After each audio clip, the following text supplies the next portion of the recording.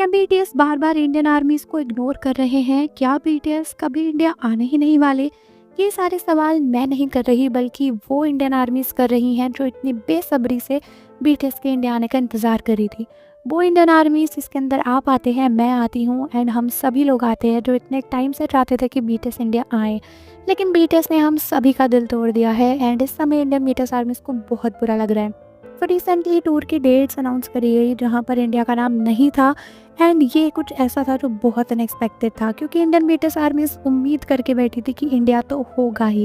लेकिन सवाल ये है कि क्यों क्यों बीटीएस बार बार इंडिया को इग्नोर कर रहे हैं, इंडिया नहीं आ रहे? क्या वो कभी इंडिया आने ही नहीं वाले? दोस्तों, बहुत सारी आर्मीज़ का कहना है कि शायद बीटीएस कभी इंडिया आएंगे ही नहीं एंड वो लोग ज़बरदस्ती बस ये बार बार बोलकर इंडियन बीटीएस आर्मीज़ का मन बहलाते रहते हैं, क्योंकि इस बार भी वो इंडिया नहीं आ रहे।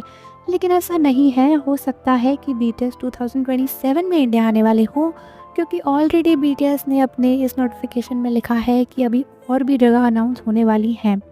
तो इसलिए दिल छोटा करने की ज़रूरत नहीं है, क्योंकि काफ़ी चांसेस हैं कि 2027 वाली लिस्ट में इंडिया का नाम होगा।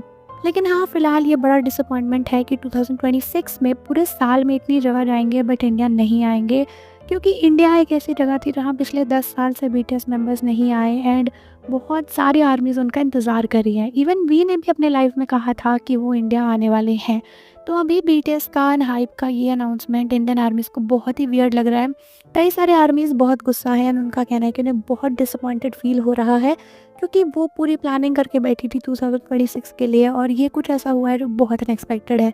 इस समय इंडियन आर्मीज़ का बस यही सवाल है कि क्यों इंडिया को इंक्लूड नहीं किया गया है इस लिस्ट में एंड क्यों अभी तक नहीं पता चल पा रहा कि बीटीएस इंडिया आएंगे या नहीं, जबकि इंडिया इतना बड़ा पोटेंशियल मार्केट है बीटीएस के लिए। अभी भी इंडियन आर्मीज़ बीटीएस को इतना रेवेन्यू देती हैं।